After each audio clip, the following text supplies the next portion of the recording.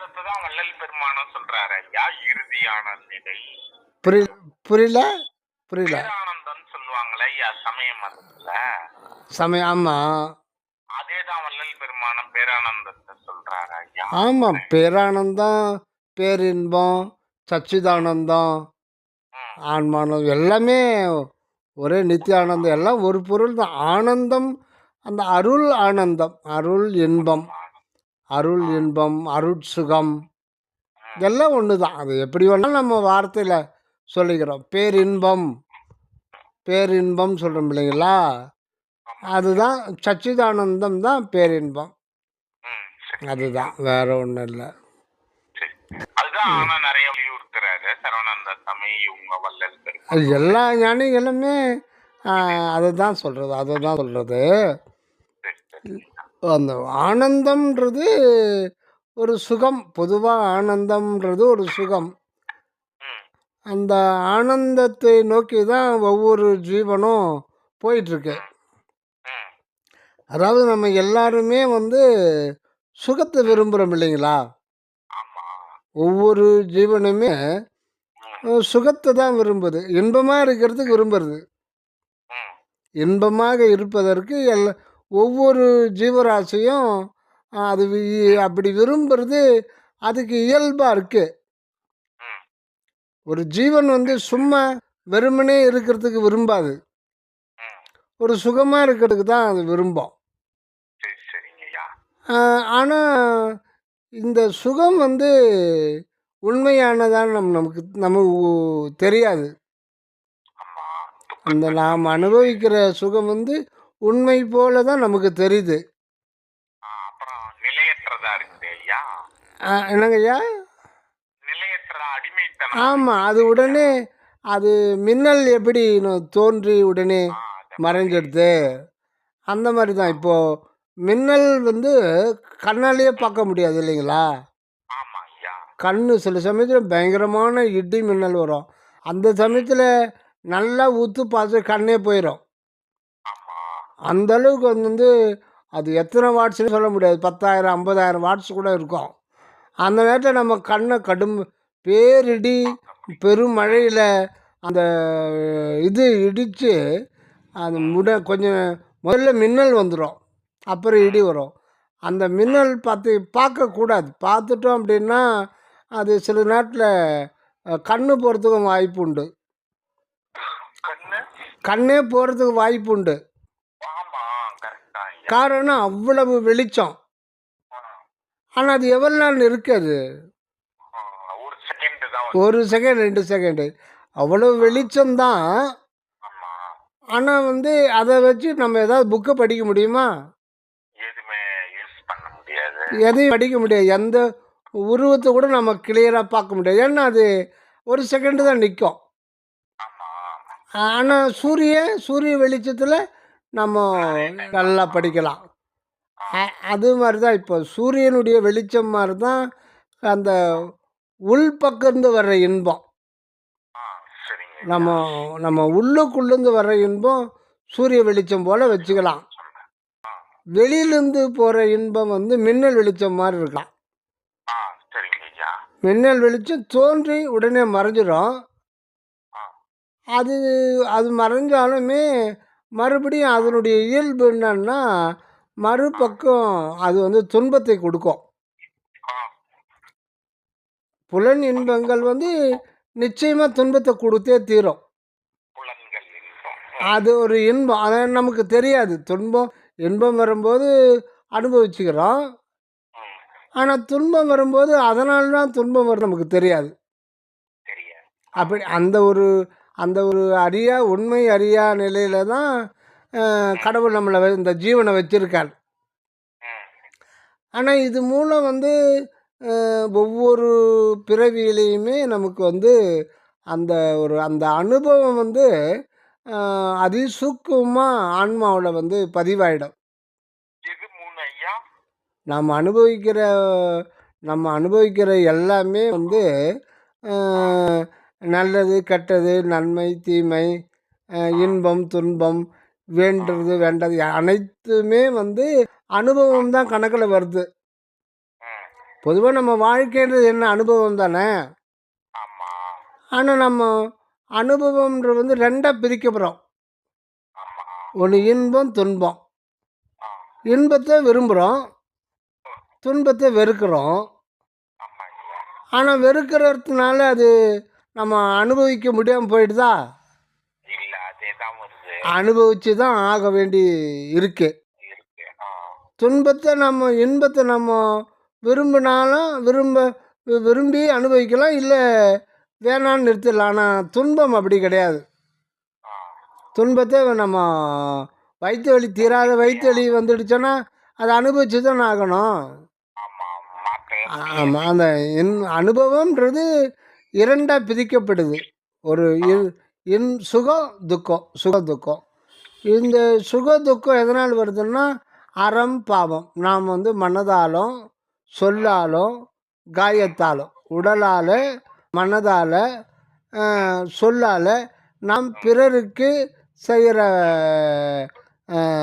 துன்பங்கள் அப்படியே நமக்கு தீமையாக வந்துடுது, துன்பமாக வருது. இது ஒரு வகை. இன்னொன்று வந்து நம்ம அனுபவிக்கிற இன்பம், புலன் இன்பங்கள் கூட நமக்கு துன்பமாக மாறிடும். ஒரு ஒரு அளவாக ஒரு லிமிட்டாக வச்சுக்கணும்னா அப்போவும் வரும். லிமிட்டாக வச்சுக்கும் போது அந்த துன்பம் லிமிட்டாக இருக்கும். அது எல்லை மீறி நம்ம வந்து சுகத்தை அனுபவிக்கும் போது அது எல்லை மீறிய ஒரு துன்பமாக மாறி ரொம்ப வாட்டி வதைக்கும். நோய் நொடி வாட்டி வதைக்கும். மனக்கவலையாக வந்துடும். இது எல்லாமே அனுபவத்தில் வந்துடுது. ஒரு ஜீவனுக்கு இந்த இன்ப துன்பம் அனுபவம் தவிர்க்க முடியாதது. விரும்பினாலும் விரும்பாவிட்டாலும் நாம் இன்ப துன்ப அனுபவத்திலே நாம் வைக்கப்படுகிறோம். அது ஏன்? நம்ம கேள்வியே கேட்கறது இல்லையே. இல்லை, ரைட்டு. நம்ம வந்து அது ஏன் இந்த ஜீவன் வந்து இன்பத்தை விரும்புது? அது ஏன் இன்பத்தை விரும்புது?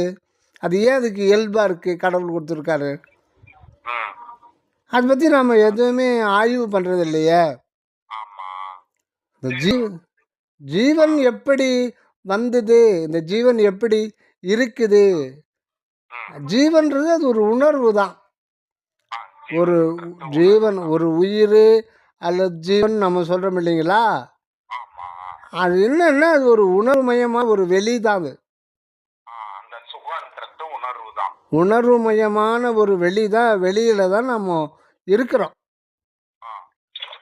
அந்த வெளி இந்த உடல் முழுதும் பரவி இருக்கு. உணர்வு வடிவமாக இருக்கிறோம் நம்ம. உண்மையில் உணர்வு வடிவம். அந்த வடிவத்தை பார்க்க முடியாது. இப்போது நம்ம வெளியில் பார்க்குறது எதை பார்க்குறோம்னா உடல் உருவத்தை தான் பார்க்குறோம். உடல் உருவம்னா இது பொருள் உருவம். இது ஒரு பொருள் தான். மண்ணால் ஆனது, நீரால் ஆனது, பஞ்சபூதங்களாலான இது ஒரு பொருள் உருவம். ஆமாம், இந்த பொருள் உருவத்தை தான் நம்ம தூள தேகம் அப்படின்னு சொல்கிறோம். ஆமாம், இது வந்து இதில் எத்தனை 200 300 வகையான உடல் உறுப்புகள் சதா இயக்கத்திலேயே இருக்கு. அது இப்படி இருக்கிறதுக்கு ஆமாம், இதயம், நுரையீரல், சிறுநீரகம், பெருமூளை, சிறுமூளை, சுரப்பிகள், மலைப்பை, விந்துப்பை, சிறுநீர்ப்பை, பித்தப்பை,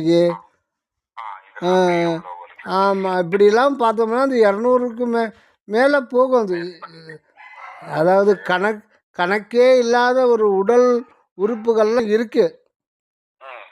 இதில் எதான ஒரு அதனுடைய இயல்பு இயக்கத்தில் ஏதாவது ஒரு சின்ன தடை வந்தாலே நம்ம வலி உணர்வு ஏற்படும்.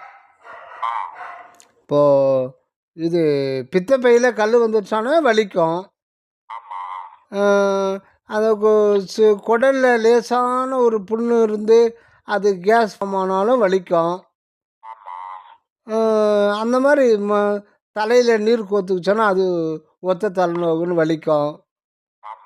எல்லாமே வாயில் புண்ணு வந்தால் கூட வலிக்குது, காலில் வாதம் வந்தால் கால் வீங்கி போய் வலிக்குது, அடிபட்டால் வலிக்குது. ம். இந்த வலி உணர்வு உடம்புக்கு வலிக்குதா, யாருக்கு வலிக்குது? சொல்லுங்களேன் ஐயா. ஆன்மாக்கா? இப்போ காலில் ஒரு பெரிய காயம் ஏற்பட்டு போச்சு, ம். அந்த காயம் அந்த பொருளுக்கு வலிக்குதா, எதுக்கு வலிக்குது? பொருள் வடிவத்துக்கு வலிக்குதா, யாருக்கு வலிக்குது? அந்த காயம். ம். பொருள் இது வந்து பொருள் உருவம் தானே. ஆமா, இதுக்கு வலிக்காது. அந்த ஆன்மா உயிருள்ள பொருள் தான் வலிக்கும். அந்த ஆன்மான்றதையே விட்டுடுங்க, ஆ, ஆன்மான்ற பேரே மறந்துடுங்க. ஆ. உணர்வுக்கு வலிக்குது. உணர்வுக்கு தான் வலிக்குது. ஆமாம், அந்த உணர்வுக்கு ஒரு வடிவம் இருக்குது. ஆ, இது நான் சொல்கிறது 2வது ஸ்டேஜ். ஆ. அது ஆமாம், அதுதான் நம்ம சூக்கும தேகம் அப்படின்னு சொல்கிறோம். ம். அது வந்து இந்த உடம்பு, சில பேர் ஒல்லியாக இருப்பான், ஆமா. சில பேர் குண்டாக இருப்பான். ஆ. அப்போது ஒல்லியாக இருக்கிறவனுக்கு ஏற்ற மாதிரி தான் அந்த உணர்வு வடிவம் எக்ஸ்டென்ஷன் ஆகிருக்கும், அந்த உடல் ஃபுல்லாக எக்ஸ்டென்ஷன் ஆகிருக்கும். ம். குண்டாக்குறான்னா அதுக்கேற்ற மாதிரி எக்ஸ்டென்ஷன் ஆகிருக்கும். உடல் வடிவம். உணர்வு வடிவம் உணர்வு வடிவம். அதுதான் உயிர். ம். உயிர்ன்றது என்னன்னா ஒன்றும் இல்லை, அது உணர்வு மயமான ஒரு வடிவம். ம். ஆனால் வந்து அதை நம்ம கண்ணால் பார்க்க முடியாது, ம். அது வந்து இன்னொருத்தருக்கு காட்டி கொடுக்க முடியாது. உணர்வு வடிவம். அந்த உணர்வு வடிவம் நீங்கள் மட்டும்தான், உங்களுக்கு மட்டும்தான் அது அனுபவத்துக்கு வரும். ம். புரியுதுங்களா? புரியுதுங்க. உங்களுக்கு மட்டும்தான் அது, இன்னொருத்தருக்கு காட்டி கொடுக்க முடியாது. ம். ஆனால் இந்த பொருள் உருவம், இந்த உடலை வந்து எல்லாரும் பார்க்கலாம், ம். நீங்களும் பார்க்கலாம். ம். நான் உலகத்தில் எல்லாரும் கண்ணை திறந்தா உங்களுடைய உடல் உருவம் தெரியும். இப்போ அந்த உடல் உருட்டில் காலில் ஒரு பெரிய புண்ணு வந்துடுச்சு, காயப்பட்டுச்சு. இப்போ அந்த காயத்தையும் பார்க்கலாம், எல்லாரும் டாக்டர் பார்க்கலாம் இல்லையா, ஆமா, பார்க்கலாங்க. பக்கத்தில் இருக்கிறவங்க பார்க்கலாம் இல்லையா. ஆமாங்க. அதனால் அந்த அதில் ஏற்படுகின்ற துன்பத்தில் பாதிக்கப்படுறவங்க நீங்கள், நீங்கள் துன்பப்படுறீங்க, அது ஒரு அனுபவம். ம். துன்பப்படுறது உங்களுடைய உணர்வு வடிவம். அதை வந்து யாரான உணர முடியுமா? முடியாது. உணர முடியாது. நீங்கள் துன்பப்படுறீங்கன்னா முகத்தில் சுளிப்பு இருக்கும், ம். முகத்தில் ஒரு சோர்வு இருக்கும், முடியாத பட்சத்தில் ஐயோயோன்னுவீங்க, ஆமா. உடம்பெல்லாம் அப்படியே நெளிஞ்சு கொடுப்பீங்க, ஐயோயோன்னு முனகுவீங்க. அதை வச்சு மற்றவர்கள் ஓஹோ அவர் வந்து துன்பப்படுறாருன்னு அவங்க முடிவு பண்ணிக்கலாம், அவ்வளோதான். ஆனால் அவங்களுக்கு அனுபவம் ஆகாது. ஆக நீங்கள் இருக்கிறதும் உங்களுடைய அனுபவத்தையும் எங்கே வந்து இதுக்குன்னா அந்த உணர்வு வடிவத்தில் தான். அதாவது அந்த உணர்வு வடிவம் வந்து அனுபவத்தில் இருத்தல், அனுபவத்தில் இருத்தல். அது எப்பவுமே அது அனுபவத்தில் தான் இருக்கும். நீங்கள் சும்மா இருக்கிறதே முடியாது. இல்லை நான் சும்மா தான் இருக்கிறேன்னு நீங்கள் சொல்லுவீங்க, ஆனால் உங்கள் கண்ணு வந்து எதனா ஒன்று பார்த்துக்கிட்டே இருக்கும். அந்த கண்ணு வழியாக உலகத்தினுடைய காட்சி, அது காட்சி அனுபவத்தை அந்த உணர்வுக்கு தெரியும். நீங்கள் நோட் பண்ணலன்னா கூட அது பாட்டுக்கு அது உள் வாங்கிக்கும். ஏதோ ஒரு பறவை கத்தம், அது வந்து உள்வாங்கி அது ஒலி அனுபவம், எக்ஸ்பீரியன்ஸ் ஆஃப் சவுண்டு, அந்த மாதிரி இருக்கு. நீங்கள் இந்த உடல் சும்மா தான் இருப்போம், இல்லை நான் எதையும் அனுபவிக்கலைன்னு சொல்லியிருப்பீங்க. இந்த உடல் உணர்வே உங்களுக்கு ஒரு அனுபவம் தான். உடல் இருக்கிறது நீங்கள் உணர்ந்துக்கிட்டே இருப்பீங்க. இந்த உடல் இருந்த பொருள், இது ஒரு பொருள் உருவம் தானே, இது இருக்கிறது நீங்கள் அந்த உணர்வுக்கு எப்பவுமே தெரியும். ஆனால் வெயிட்டு தெரியாது, வெயிட்டு தெரியாது. இப்போ நீங்கள் நடந்து போயின்னுக்கிறீங்க, ஒரு 25 கிலோ அரிசி மூட்டை தலையில் வச்சுன்னு போகிறீங்கன்னா எவ்வளோ தூரம் போக முடியும்?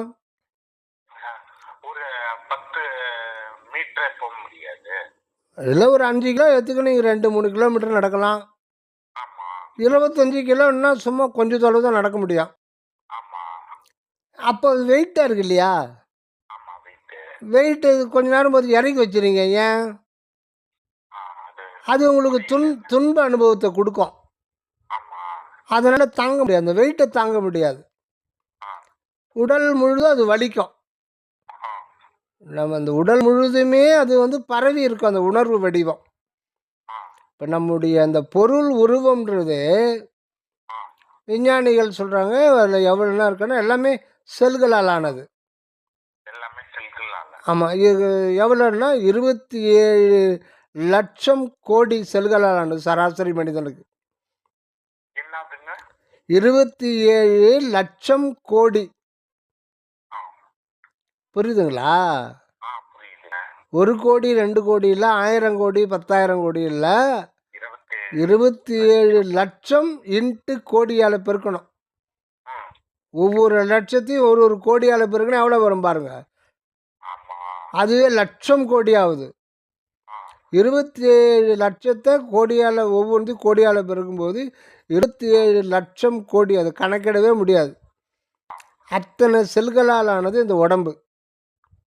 சரி இந்த செல்லுக்கு உள்ளும் புறமும் சூழ்ந்து இருப்பது எதுன்னா அந்த உணர்வு வடிவம்தான். உள்ளுக்கும் புறத்துலயும். அந்த செல்லுக்கு உள்ள வெளியில் செல்லு நீங்கள் ஸ்கூலில் படித்தது இல்லையா? செல்லு ஆமா அந்த செல்லு முழுதும் அது உள்ளவும் சரி வெள்ளியும் சரி அந்த செல்லு அழுகாமல் இருக்கணும்னா அந்த உயிர் உணர்வு வடிவம் இருந்தால் தான் அது அழுகாமல் இருக்கும். ம் இல்லைன்னா செத்து போயிடும். ஆ நாம் செத்து போயிடும். அதனால் அது ஒரு ஃப்ரிட்ஜு மாதிரி. ஃப்ரிட்ஜு வந்து கம்மி டெம்பரேச்சரில் இருக்குது. ஆ இது வந்து ரூம் டெம்பரேச்சருக்கு மேலே அதிகமாக இருக்காது. ரூம் டெம்பரேச்சர் அளவுக்கு பாடி டெம்பரேச்சர்னு ஒன்று இருக்குது. ஆமா அது ஒரு சீராக இருக்கும். ம் அந்த டெம்பரேச்சர் வச்சுருந்தா தான் செல்லு வந்து உயிர் வாழும். ம் அதிலேருந்து எடுத்துட்டா செல் அழுகி போயிடும். அந்த போயிடுச்சுன்னா அழுகி போயிடும். ஆ சரி இப்போது ஒரு ஆக்சிடென்ட்டு ஒரு ஆளுக்கு ஆக்சிடென்ட் ஆகுதுன்னு வச்சுங்க. ம் ஏன் நிறைய பேர் இந்த பஸ்ஸில் ஓரத்தில் கையை தொங்க போட்டு வந்துடுவான்.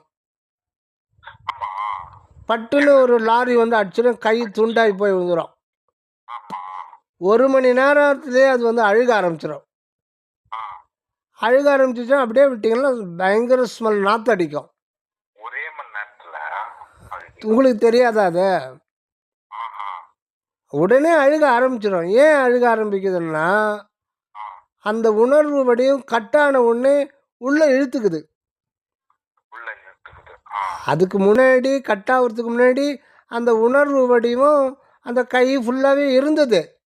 ஆமா கட்டான உடனே என்ன ஆகும்? உள்ள இழுத்துக்குது. அது வந்து உள்ளே இழுத்துக்கும். அவ்வளோதான். அந்த எக்ஸ்டென்ஷன் உள்ளே இழுத்துக்கும். ஆ அப்போது அந்த இடத்துல உணர்வு வடிவம் மைனஸ் ஆகிடுது, இல்லாமல் போகுது. ஆ சரிங்க. அந்த வெட்டுப்பட்ட இதில் அந்த உணர்வு வடிவம் இல்லாமல் போகுது.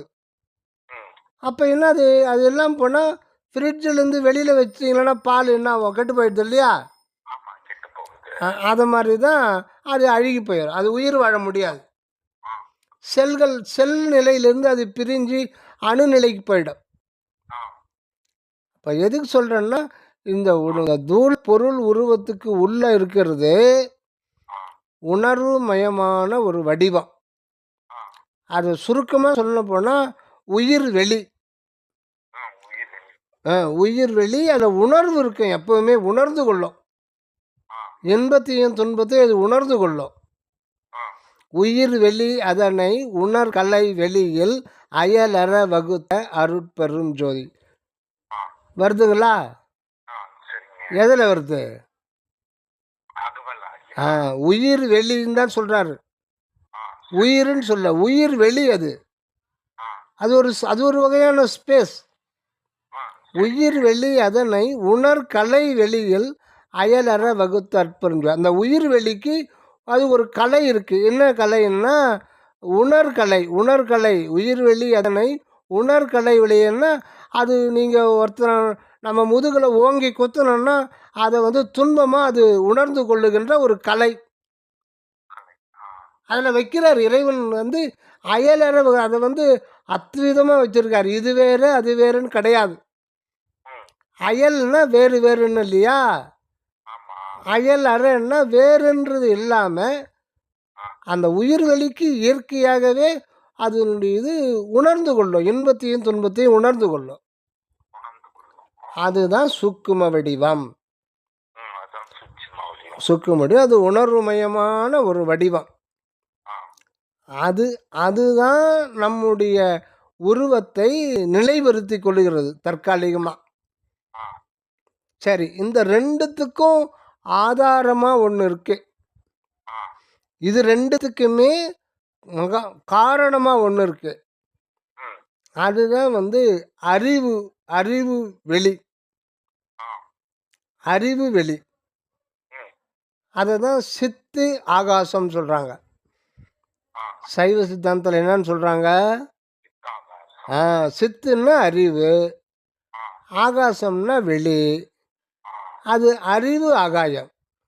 ம், அந்த அறிவு ஆகாயத்திலிருந்து விரிவு அடைந்தது தான் உணர்வு வடிவம். ஆ, உணர்வு வடிவம் வெளியில் வந்துடுச்சானாலே ம், வெளியில் இருக்கிற பௌதிக அணுக்கள்லாம் செல்களாக மாறி அது உடம்பாக மாற்றிக்கொள்ளுது ஆட்டோமேட்டிக்காக. ம், அதுதான் நமக்கு உடல் உருவமாக மாறிடுது. ம், ஆக இந்த உடல் உருவத்துக்கும் ம், சூக்கும உடம்பாகிய உயிர் உணர்வு வடிவத்துக்கும் ரெண்டுத்துக்கும் ஆதாரமாக இருக்கிறது அறிவு ஆகாயம். ஆ, அது இந்த உடம்புல தான் இருக்குது, தலைப்பகுதியில் இருக்குது. ஆ, தலைப்பகுதியில் ஒரு அணுத்துவமான நிலை தான் அது, அணு தான் அது. அனுதான். ஆ, ஆகாசம்னா அது ஒரு அணுத்துவமான ஆகாசம். ஆ, ஒரு குண்டூசி நுனியில் ஒரு 10,000 அந்த மாதிரி ஆகாசங்கள் நிற்கலாம். ஒரு உதாரணத்துக்காக சொல்கிறேன். ஆ. அவர் குண்டூசி நுனியில. குண்டூசி நுனியில் ஒரு 10,000 20,000 ஆன்மாக்கள் தங்கலாம் அந்த அறிவு வெளி. ஆ, அப்படின்னா அது எவ்வளவு நுண்ணிய தன்மை உடையதாக இருக்கும் பாருங்க. ஆமா. அதனால அது வந்து அணு வடிவம்ன்றார் வள்ளலார். அணு வடிவம். இந்த பௌதிக உடம்பில் இருக்கின்ற நான் யார், ம், யாரெனில் நான் ஆன்மா, ஆ, அணு வடிவினன் ஆ, சொல்றாருங்களா வள்ளலாரு. ஆமாங்க. அணு வடிவம்னா அது அது நுண்ணுணர்வு நிலை.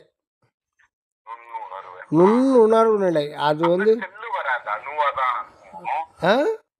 அங்க செல்லு வராதா ஐயா? அணுவாதான் இருக்கும். அணு அது அணுமயமான ஒரு ஆகாசம். ஆ, அது வந்து இந்த உடம்புல இருந்தாலும் அது தனியாகவே இருக்காது. ம். அது இந்த உடம்புல உடம்புக்குன்னு வந்தாதான் செல்லா மாறுது. எது அந்த அணு வடிவம். அணு வடிவம். ஆமா. உடலுக்குன்னு வந்தாதான் அந்த உணர்வு செல்லா மாறுமா ஐயா? அணுவா இருக்காது.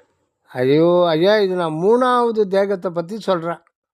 மூணாவது தேவை. முதல் இதான் உண்மையில் முதல் ஆரம்பம்.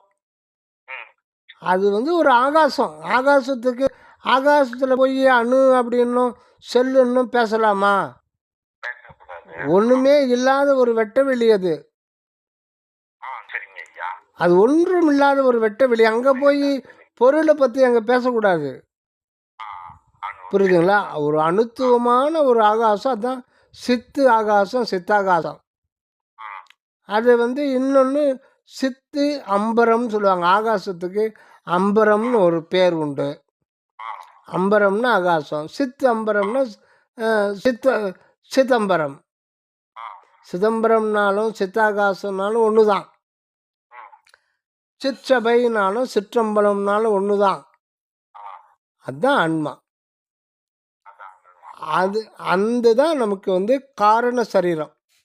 ஆ, அதுக்கு உள்ளே இருக்கிறது தான் மகா காரணம். அதுதான் கடவுள். ம், அந்த அணுவுக்கு அணுவாக இருக்கார். அணுக்கு அணு. ஆ, அணுவுக்கு அணுவாக இருக்கிறது தான் அருட்பெருஞ்சோதி ஆண்டவர். ம், பரிபூரணமாக இருக்கார். அதுதான் நம்ம தலைக்கு நடுவில் இருக்கார். உச்சிக்கு கீழே, உண்ணாவுக்கு மேலே, புருவ மத்திக்கு நேரே. இந்த அண்ணாக்கு இருக்குதா இல்லைங்களா? ஆமா. அண்ணாக்குக்கு மேலே மண்டை ஓடும் உள்ளே வந்துடும். ம், அங்கே வந்து முகுல மூளைன்னு ஒரு மூளை இருக்குது. அண்ணாக்குக்கு மேலே உள்பக்கம். உள்பக்கம் முகுலம் கோயில். அண்ணாக்குக்கு மேலே என்ன இருக்குது, தலைப்பகுதி வந்துடும் இல்லையா? அங்கே தலைக்கு நடுவில் இருக்கிறது தான் முகுல மூளை அல்லது நடு மூளை. ஆ, அந்த மூளைக்கு மேலே ஒரு சிறிய வெற்றிடம் இருக்குது. ஆ, அந்த சிறிய வெற்றிடத்தில் தான் அது வந்து அங்கே ஒரு ஆகாயம் இருக்குது. அதுதான் சித்தாகாசம். அந்த ஆகாசத்துக்கு உள்ளே இருக்கிறது தான் கடவுள் என்கின்ற பரமாகாசம். ஆ, அந்த சித்தாகாசத்துக்கு மையத் பகுதியில் இருக்கிறது தான் பரமாகாசம். ம், அதான் சித்தாகாசத்துக்குள்ள பரமாகாசம். ம், இந்த இரண்டும் சித்தாகாச பரம் பிரிக்கலாம் முடியாது. பிரிக்க முடியாது. பிரிக்க முடியாது. அதான் கடவுளையும் நம்மையும் பிரிக்க முடியாது. ஆ, ரெண்டு பேரும் ஒன்றா தான் இருக்காங்க. ஆ, ஆன்மான்ற ஒரு நிலை, ஆத்ம ஜோதி, அருட்ஜோதி, அது ஒன்றா தான் இருக்கும். அந்த நிலைக்கு நம்மளை உயர்த்திட்டா அதுதான் நமக்கு மரணமில்லா பெருவாழ்வு. அங்கே தான் பேரின்ப அனுபவம் இருக்குது. நீங்கள் கேட்டீங்க இல்லைங்களா, பேரின்பம் அப்படின்ட்டு, பேரானந்தம் கேட்டீங்க இல்லைங்களா, ஆமா. அது எங்கே வருதுன்னா அந்த காரண சரீரத்தில் தான் அது கிடைக்கும். அந்த பேரானந்தம் கிடைக்கும். ஆமாம், அது வந்து வெளியிலேருந்து வராது, வெளியில இருந்து வராது. அதுக்குள்ளவே இருக்கு. இருக்குது அந்த. அதனுடைய இருப்பே அப்படி தான். அதனுடைய இருக்கிறதே பேரானந்தமாக தான் இருக்கும். ஆ, இப்ப நம்ம உட்காந்து இருக்கோம், ம், ஒரு லட்டு சாப்பிட்டா தானே ஆனந்தமாக இருக்கு. ஆமா. ஆனால் அது இந்த லட்டுக்கு வேணும்னா கையில் காசு வேணும் இல்லையா? ஆமா, கையில் காசு இருந்தால் தானே வாயில் தோசை. ஆமா. அந்த ஆனால் நம்ம வந்து வெளியிலேருந்து தான் உள்ளே அனுப்புகிறோம். ஆ, வெளியிலேருந்து உள்ளே போகிறது எல்லாமே வந்து பொய். பொய்தான். ஆ, இப்போ லட்டு மூலம் நம்ம ஒரு சுகத்தை அனுபவிக்கிறோம். ம், நல்லா கேட்டுங்க. ஆ, சரிங்க. அந்த லட்டுன்றது என்ன? அது லட்டு வேறு, அதுக்குள்ளே இருக்கிற சுவை வேறவா? இல்ல, ரெண்டும் ஒண்ணுதான். தனி ஒண்ணு கலந்துருக்கு. கலந்துருக்கு. சர்க்கரையும் இனிப்பும் போல் லட்டும் சுவையும் கலந்துருக்கு. இப்போ அந்த லட்டுக்கு அறிவு இருக்கா? இல்ல. லட்டுக்கு எதனா ஒரு உணர்வு இருக்கா? உணர்வோடு இருக்குமா லட்டு? ஆஹா, உணர்வோடு இருக்குமா? இருக்காது. அதுக்கு எந்த உணர்வும் கிடையாது. ஆ, அது உணர்வு அல்லது அறிவு அது கிடையாது. ம், அது ஜடப்பொருள். ம். அதில் இருக்கிற சுவைக்காவது உணர்வு இருக்குமா? சுவைக்கும் இருக்காது. அப்போ லட்டுக்கே அறிவு இல்லாத போது அதனுடைய தன்மைக்கு எப்படி அறிவு இருக்கும்? ஆமா. அது ஒரு ஜடப்பொருள். ஆ, இப்போ அனுபவிக்கிற நாம் வந்து அறிவு, உணர்வு மயமான ஒன்று.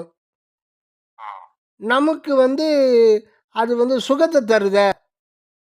ஆமா. அது எப்படி சாத்தியமாகுது? அறிவே இல்லாத ஒரு பொருள் ம், அறிவான ஒன்று நமக்கு எப்படி சுகத்தை தருது? ம். அதான் மாயை. அதான் மாயை. அது மாயை வந்து அது மாயா சக்தி தான் அந்த மாதிரி ஒரு அனுபவத்தை நமக்கு கொடுக்குது. ம், அதுதான் வந்து அருணகிரிநாதர் வந்து இல்லே இல்லே எனும் மாயையில் இட்டனை நீ பொல்லேன் அறியாமை பொறுத்திலேயேன்னு ஒரு கந்தர் அனுபூதியில் பாடுவார்.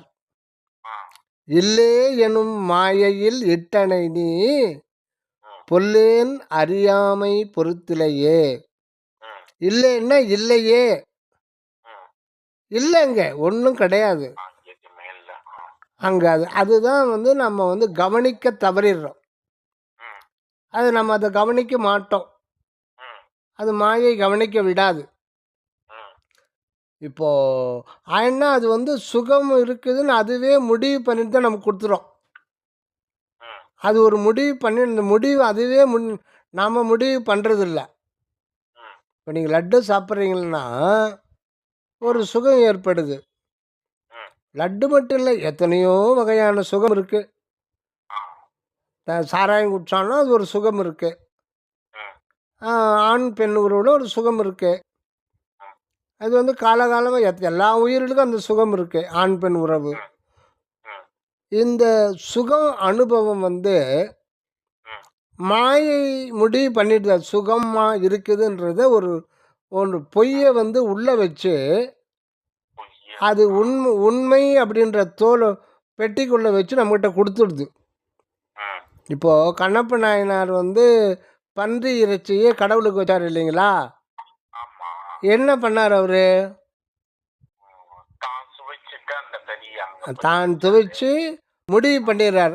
நல்லா இருக்குது முடிவு பண்ணிட்டு அப்புறம் தான் கடவுளுக்கு வைக்கிறார். ஆமா. கடவுளை முடிவு பண்ண விடலை, ஆமா. தான் முடிவு பண்ணிட்டு கடவுள் வைக்கிறார். சரி. அதை அப்படியே உருட்டால போடுங்க. ம்.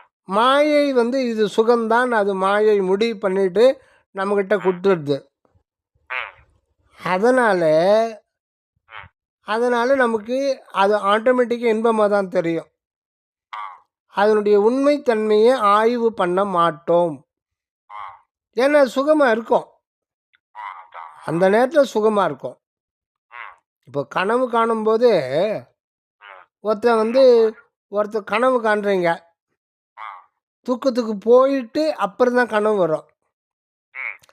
கனவு காணும்போது ஒருத்தன் உங்களை துரத்திக்கிட்டே வர்றான். ம்.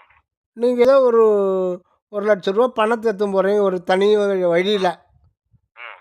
ஒரு 4 பேர் கத்தி எடுத்துக்கிட்டு உங்களை துரத்திக்கிட்டு வர்றாங்க. ம். எப்படி கொலை பண்ணிட்டு தான் அதை இது பண்ண போகிறாங்க. நீங்கள் தப்பிச்சு ஓடுறீங்க ஓடுறீங்க ஓடுறீங்க ஓடுறீங்க, அவங்களும் துரத்திட்டே வர்றாங்க. இது 1 மணி நேரமாக அவங்க கனவுல நடக்குது. ம். நீங்கள் பயந்து பயந்து பயந்து பயந்து ஓடுறீங்க. ம். கடைசியில் கத்தியில் வச்சு குத்திடுறான் ம். ஒருத்தன். ம். ஓன்னு கத்துறீங்க.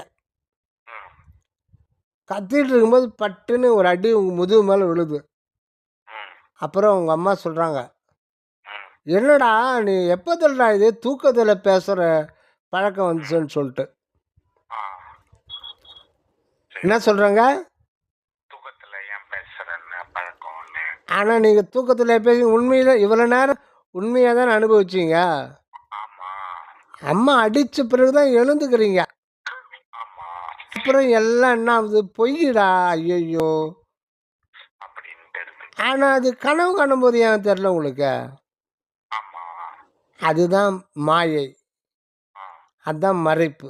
மாயை மறைப்பு. கனவுன்றது அது ஒரு மாயா மறைப்பு தான். ம். அந்த மாயா மறைப்பு கனவு நிலையில் நமக்கு தெரியவே தெரியாது. ம். விழிப்பு நிலைக்கு வந்த பிறகு தான் ஐயோ இது பொய்ன்னு தெரியும். ஆ. ஆனால் பொய்ன்னு தெரிஞ்சாலும் நீங்கள் அதை பயத்தை அனுபவிச்சிட்டீங்களா? ஆமா. அதை வாபஸ் பண்ண முடியுமா?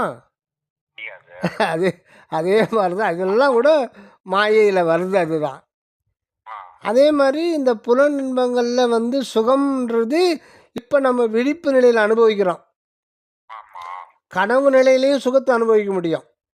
ம். கனவு நிலை. ஆமாம், கனவு நிலையில் இந்த பொறி இல்லாமையே அனுபவிக்க முடியும் புலன்கள் மூலமாக. ம். நேரடியாகவே பொறி இல்லாமல் நீங்கள் கண்ணை மூடிக்கிட்டு தானே தூங்குறீங்க.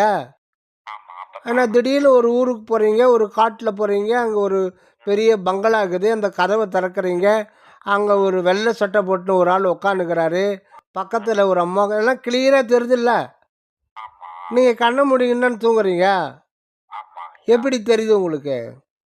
ம். அதுதான் புலன். புலன் என்பது உணர்வு வெளியில் இருக்குது. ம். பொறி இல்லாமையே புலன் ஸ்ட்ரெயிட்டாகவே அந்த புலன் உணர்த்தும். இது எல்லாமே ஒவ்வொரு வினாடியும் இது கடவுள் ஏற்பாடு பண்ணி தான் கொடுக்குறார். ம். சரிங்க ஐயா. அப்போ அந்த ஒவ்வொரு நிகழ்ச்சியுமே கனவுலையும் சரி நனவுலையும் சரி இறைவனுடைய அருள் தான் நமக்கு எல்லாமாய் ஒரு அனுபவத்தை கொடுக்குதுன்றார் ம். ம். சரவணானந்த சுவாமி சொல்லுவார். ம். இறைவனுடைய அருள் தான் அனுபவம். ஆமாம், ஒவ்வொரு செகண்டும் நமக்கு அனுபவத்தை கொடுக்கறது, பொறிபுலன்களை இயக்கிறது, காட்சி அனுபவங்கள் எல்லாமே அருள் அருள் அருள். அதனால்தான் இறைவன் வல்லாருக்கு செயனைத்தும் அருள் ஒளியால் காண்க ம்.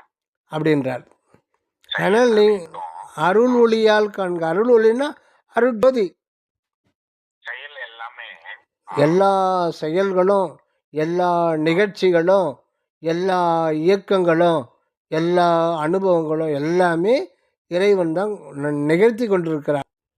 நல்லது கெட்டது சுகந்தும். எல்லாத்தையுமே நம்ம அனுபவிக்க செய்கிறார். எல்லாத்தையுமே ஆ.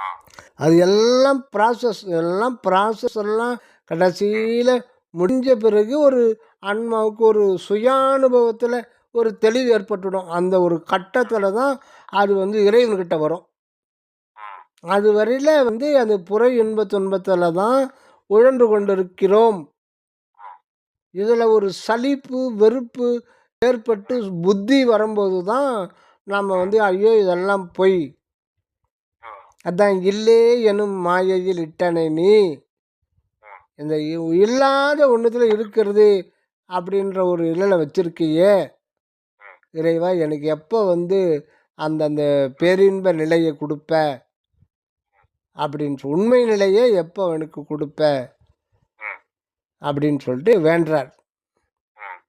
அந்த ஒரு அதாவது சுகம்ன்றது நாம் அனுபவிக்கிற சுகத்துக்கு உள்ள இல்லை அப்படின்னு ஒன்று இருக்குது, மாயை பொய்ன்ட்டு.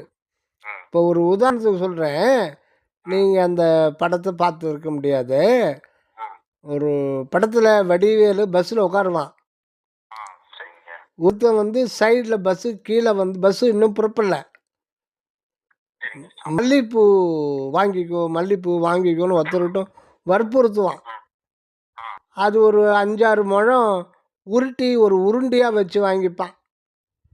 அது ஒரு 50 ரூபா கொடுத்து வாங்கிக்க. ஒரு ஒரு முழம் இல்லை, ஒரு 5-6 முழத்தை சுருட்டி ஒரு உருண்டியை ஆக்கி வாங்கிக்கோ 50 ரூபா தான் 100 ரூபா தான் வாங்கிக்கணுவான். திரும்ப திரும்ப வடிவேல்கிட்டே வரும். ஒருத்தர் பேர்கிட்ட விற்பான். இவன் ஜன்னல் ஓரமாக உட்காந்து இருப்பான். வாங்கிக்க வேணாம் வேணான்னா விடமாட்டான். இவன் தொல்லை தாங்க முடியாமல் அந்த பக்கம் உட்காந்துக்குவான். அந்த பஸ்ஸில் அந்த சைடு ஜன்னலில் உட்காந்துக்குவான். இவன் அந்த பக்கம் போய் வாங்கிட்டு தொந்தரவு கொடுப்பான். சரி நடுவில் உட்காந்துக்குவான். இப்போ பஸ்ஸுலேயே ஏறி வந்துடுவான். பஸ்ஸில் ஏறி வந்து வாங்கிக்கோன்னு மூக்கிலே வைப்பான், நல்ல வாசனை பாருன்ட்டு. அப்புறம் டிரைவர் அங்கேருந்து சொல்லியோ வாங்கி தொலையா அப்படின்ட்டு. சரி நடாது பண்ணுறீ அப்படின்னு ஒரு 50 ரூபா கொடுத்து வாங்கிட்டு போயிடுவான். அதை வந்து அந்த இது வந்து ஒரு காயத்தில் சுற்றி கொடுப்பான். அந்த உருட்டை அந்த இது குத்துருவான். அந்த ஆமாம், காயத்தை பிரித்த உடனே அதில் வந்து மல்லிகைப்பூ பெரிய உருளையாக இருக்கும். அது மேலே ஒரு அரை முழம் எடுப்பான். எடுத்து உள்ளே பார்த்தா மொத்தம் காயத்தை வச்சு மேலே சுற்றி வச்சுருப்பான். பெரிய உருளையாக இருக்கும், ஒரு பந்து மாதிரி. இவ்வளோ இருக்கேன்னு சொல்லிட்டு அதை எடுப்பான். ஒரு அரை முழம் எடுத்தா உள்ள பெரிய காகிதம் வந்து அழுத்தி வச்சு அதை ஒரு பால் மாதிரி சுற்றி அதுக்கு மேலோட இதை வச்சுருப்பான். உள்ளே ஒன்றுமே இருக்காது. அப்புறம் எந்திரிச்சு பார்த்து ஓடுவான். அந்த மாதிரி தான் நம்மளுடைய சுகம் எல்லாமே மேலே தான், சர்ஃபேஸில் தான் சுகம் மாதிரி தெரியும். உள்ளே வந்து அதுக்கு உண்மை கிடையாது. அதில் வந்து சத்து பொருள் கிடையாது. ஆமாம், சத்து பொருள் அதில் கிடையாது. ஏன்னா அது ஜடம். ஒரு ஜடம்னா அதுக்கு பேர் அசித்துன்னு சொல்லலாம். அசித்து ஆகிய ஒன்று சித்தாகிய நமக்கு வந்து இன்பத்தை கொடுக்கறது சாத்தியமே கிடையாது. ஆனால் கொடுக்குற மாதிரி வைக்கிறது எதுன்னா மாயையினுடைய செயல். அது முடிவு பண்ணிட்டு அந்த பொட்டலத்தை நம்மக்கிட்ட கொடுத்துடுது. நம்ம பொட்டலத்தை வச்சுக்கிட்டு அப்படியே பிரித்து பார்க்கறது இல்லை.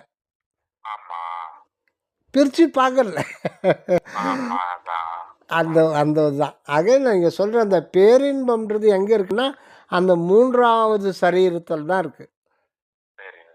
அந்த அறிவுமயமான ஆகாசம் சித்தாகாசத்தில் அந்த உள்ளொளியை உணர்கின்ற பொழுது தான் நமக்கு வந்து அந்த அற்புதமான அற்புதம். அந்த ஒரு சுகம் தான் அருட்சுகம் ஒன்றே அரும்பெறல் பெரும் சுகம் மருட்சுகம் பிற என வகுத்த மெய்ச்சிவமே அப்படின்றார். ஆக அந்த அருட்சுகத்துக்காக தான் ஒவ்வொரு ஜீவனும் வந்து பயணித்து கொண்டு இருக்கிறது. எறும்பு கூட ஆகட்டும், எல்லாமே அதை நோக்கி தான் பாருங்க. இது ஒரு லாங் ப்ராசஸாக பல கோடி பிறவிகள் அது வந்துக்கிட்டு இருக்கு. அந்த சுகத்தை வந்து அது வந்துடுச்சுன்னா அதுக்கப்புறம் அது மறையவே மறையாது. இப்போ சூரியன் வந்து தோன்றுது மறையுது இல்லைங்களா? ஆமா. ஆனால் அப்படி கிடையாது. அது எப்போவுமே வானத்தில் தோன்றுதல் இல்லை, மறைதல் இல்லை. இந்த பூமி சுற்றுறதுனால நம்ம ராத்திரியில் அதனுடைய பின்பக்கம் போயிடுது நாம். ம், ம், அதனால் அந்த பக்கம் இருக்கிறவனுக்கு தெரியும், நமக்கு வந்து இருட்டாயிடுது. ம், மற்றபடி சூரியன் எப்பவும் பிரகாசிக்குது. அது தோன்றுவதும் இல்லை, மறைவதும் இல்லை. ம். அது மாதிரி அந்த பேரின்பம் வந்து ஒரு முறை உதயம் ஆயிடுச்சுன்னா அது திரும்ப மறையவே மறையாது. பேரின்பம். ஏன்னா அந்த இருப்பு, ஆன்மாவினுடைய இருப்பே இன்ப இருப்பு தான். ஆ, அந்த ஆன்மான்றதே அந்த இடத்துல சிற்ஜோதி தான். ம், அந்த அந்த இடத்துல அது கடவுள் தான் அனுபவத்துக்காக வர்றார். ம், அங்கே அனுபவம்ன்ற சொல்லே அது கடவுளை குறிக்குது, அது ஆன்மாவை குறிக்குது. ம், அதுதான். ம், ம். புரியுது ஐயா. ம், ரொம்ப சரி. அருமையா இருந்தது ஐயா. ரொம்ப சரிங்க. ரொம்ப நன்றி ஐயா. நன்றிங்க, நன்றிங்க, நன்றிங்க, நன்றி. ஐயா ஐயா இன்னும் ஒரே ஒரு டவுட். சொல்லுங்க. உடல்ன்றது பல செல்களால் ஆனது. ஆமாம். சுத்த தேகமா ஆனா அதே செல்லு மாற்றம் அடைஞ்சுமா ஐயா? பிரணவ தேகத்திலயும் இதே இல்லை செல்லு இல்லை, வருமா ஐயா? அதெல்லாம் விடை பெற்று கொள்ளும். ஆ, அந்த அதெல்லாம் விடை செல்கள்லாம் பெற்று கொள்ளும். ஆனால் அந்த புற தோற்றம், புற உருவம் மட்டும் அப்படியே நின்றும் அந்த அச்சு. சுத்த தேகத்தோடைய அச்சு. ஆமாம். அதில் வந்து அந்த அந்த பொருள் இப்போ பொருள் வடிவமாக இருக்கு இல்லையா? ஆமா. இது வந்து அருளே பொருளாக மாறிடும். ஆ, அந்த அருளே பொருள். கடவுளுடைய அருளே வந்து பொருள் நிலையாக அது மாறிக்கொள்ளும். அப்ப இப்ப என்ன ஐயா சொல்றது? இப்ப மாயை உடல் இருக்குது. இப்ப ஆமா. அருள் உடல் கிடைச்சா அதுக்கேத்த மாதிரி மாற்றம் ஆயிடுமா முகம் எல்லாம்?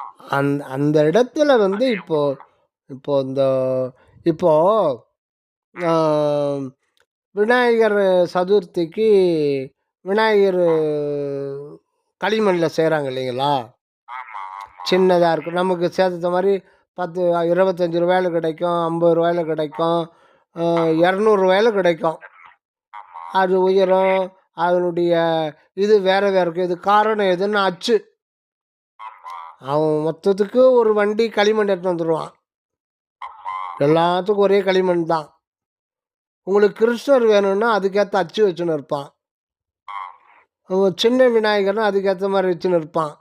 ம், நிறுத்த கணபதினா அதுக்கு வேறு அச்சு வச்சுருப்பான். ஆனால் களிமண் ஒன்று தான். ஆமா. இந்த களிமண்ணை தூக்கி அந்த அச்சில் வச்சு ஒரு நிமிஷம் வச்சு எடுத்தான்னா அது அப்படியே வந்துடும். ம், சரிங்க சார். அந்த அச்சு அப்படியே அதில் பதிஞ்சிரும். ஆ, புரியுதுங்களா?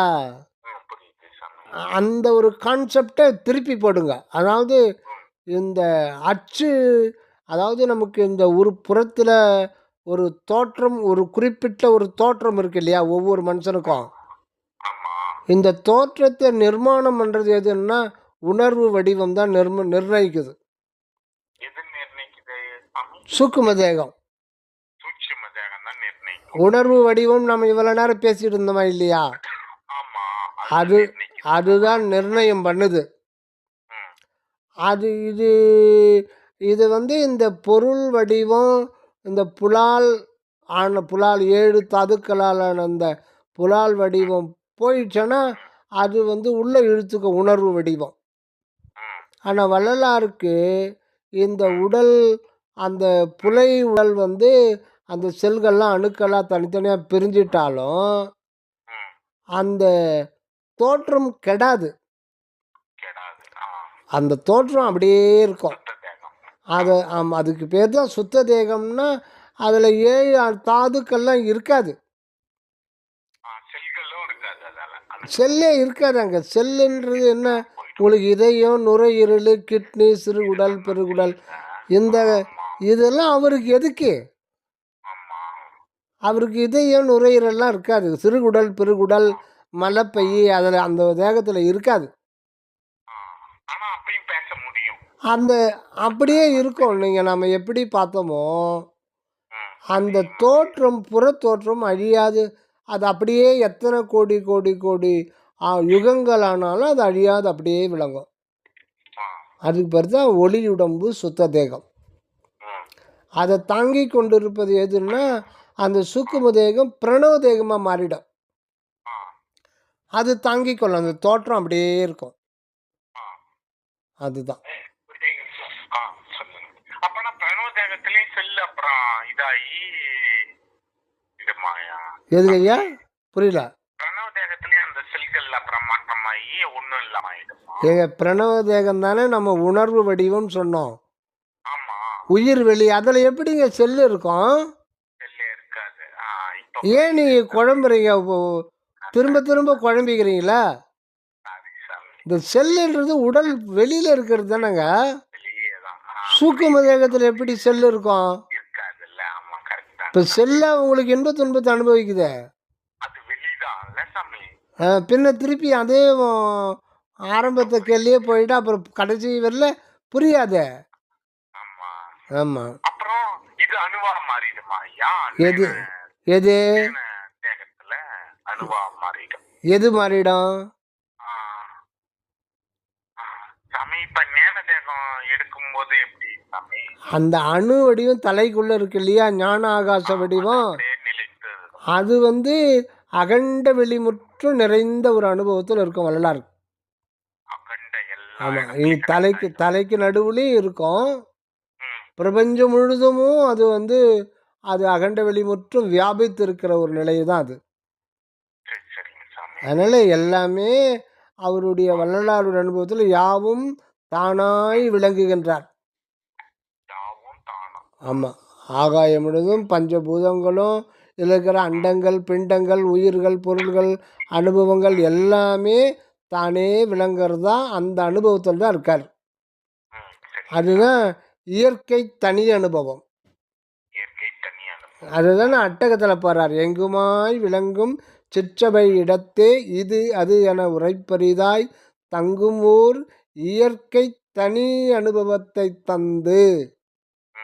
இயற்கை தனி அனுபவம்னா அந்த இடத்துல இறைவனே தன்னை வெளிப்படுத்தி கொண்டு அந்த குறிப்பிட்ட ஆன்மாவுக்குள்ள யாவும் தானாய் விளங்கி கொண்டிருக்கிறார். சரி, சரிங்க. அப்படி விளங்கி கொண்டிருப்பது ராமலிங்க அடிகளாரா அற்பெருஞ்சோதி ஆண்டவரானா? அற்பெருஞ்சோதி ஆண்டவர் தான் ராமலிங்கராக இருக்கார். ராமலிங்கர் தான் அற்பெருஞ்சோதி ஆண்டவர் இருக்கார். அதனால்தான் அது இது என உரைப்பரிதாயின்ட்டார். அது அங்கே ரெண்டு கிடையாது, ஒன்று தான். சரிங்க சாமி. அந்த சிவம்ன்ற ஒன்று தானே எப்போ இருக்குது? அது இப்போ தான் சிவம் சிவம் அதுதானே எப்போ இருக்குது? இறைவன் மட்டும்தான் இருக்கார் இல்லையா? ஆமா சாமி. அது ஒரு குறிப்பிட்ட ஆன்மாவில் தனி அனுபவத்தில் வர ஆரம்பிச்சது. சரிங்க சாமி. அது இயற்கை தனி அனுபவம். சரிங்க. நீங்கள் தியானம் பண்ணுங்க. தியானம் பண்ண உங்களுக்கு சந்தேகத்தை நமக்குள்ளே இருக்கிற இறைவனே கொஞ்சம் கொஞ்சமாக தீர்த்து வைப்பார். அணைச்சதுல அந்த தியான முறை சொல்லியே சாமி. ஆ பொதுவா தான் இயற்கையை பத்தியும் ஜெனரலா தான் பேசின மாதிரி இருக்கு. நீங்கள் நிறைய வீடியோ இருக்கு. அந்த உள்ளொளி தியான பயிற்சி முகாம் இருக்கு இல்லைங்களா? ஆமா, ஆமா. அதை வீடியோ கேளுங்க. அப்புறம் இரண்டற்ற இன்ப வாழ்வு புத்தகத்தை கேளுங்க. ஒன்று மூன்றான உண்மை பாருங்க. தியானமும் தியாகம் இருக்கு. இதெல்லாம் அதில் இருக்கு. எல்லாமே தனித்தனி புத்தகத்தை அப்படியே வாசித்து பல பதிவுகளாக போட்டிருக்கேன். அது பிளேலிஸ்டில் இருக்கு. அது டெய்லி ஒன்று ரெண்டு கேட்டுக்கிட்டே வாங்க, புரிஞ்சிடும். இதெல்லாம் வந்து நமக்கு உள்ளதானே இறைவன் இருக்காரு. இன்னொருத்தர்கிட்ட கேட்டு தெரிஞ்சுக்கிட்டனால அவ்வளோ தெளிவு நமக்கு கிடைக்காது. நமக்குள்ள இறைவன் உணர்த்துவார். ஒவ்வொருத்தருக்குள்ளவும் இருக்கார் இல்லையா? இப்போ உங்களுக்குள்ளே இருக்கிற உள்ளொளி உணர்த்தினா தான் உங்களுக்கு நல்ல தெளிவு கிடைக்கும். இன்னொருத்தர் சொல்லிலாம் கிடைக்காது. ஓரளவுக்கு கிடைக்குமே ஒழிய நல்ல தெளிவு நமக்கு இறைவன் தான் கொடுக்கணும். அது உங்களுக்குள்ளே தான் இருக்கார். ஆமாம். அந்த மாதிரி தான் நம்ம வந்து தியானத்தின் மூலம் அந்த அகத்தொடர்பை கொஞ்சம் கொஞ்சமாக ஏற்படுத்தி விட்டால் சந்தேகம் வராது. நீங்கள் சாமி நூல்கள் வந்து அதில் நம்ம யூடியூப் சேனலில் இருக்கு. அந்த அகவல் உரை விளக்கம் மட்டும் 155 பதிவுகளாக இருக்குது. அதை நீங்கள் முழுமையாக கேட்டாலே சந்தேகமே உங்களுக்கு வர்றதுக்கு வாய்ப்பு கிடையாது. அதனால் அதை ஃபாலோ பண்ணிட்டு கேளுங்க. நன்றிங்க தெய்வ. நன்றிங்க. எனக்கு அந்த சிவகாசி பிரிண்டருடைய நம்பர் கொஞ்சம் கொடுங்களா சாமி? நான் உங்களுக்கு அனுப்பிச்சிக்கிறேன். சரி, நன்றி. சாமி. தயவு தயவு தயவு தயவு தயவு சாமி. அற்பரும் ஜோதி அற்பரும் ஜோதி தனிப்பெரும் பொருள் நன்றி. தயவு தயவு தயவு நான் வள்ளல் பெருமானுக்கு நன்றி சொல்லிப்போம். வள்ளல் பெருமானுக்கு நன்றி சொல்லிப்போம். நன்றி நன்றிங்க. தயவு தயவு தயவு தயவு தயவு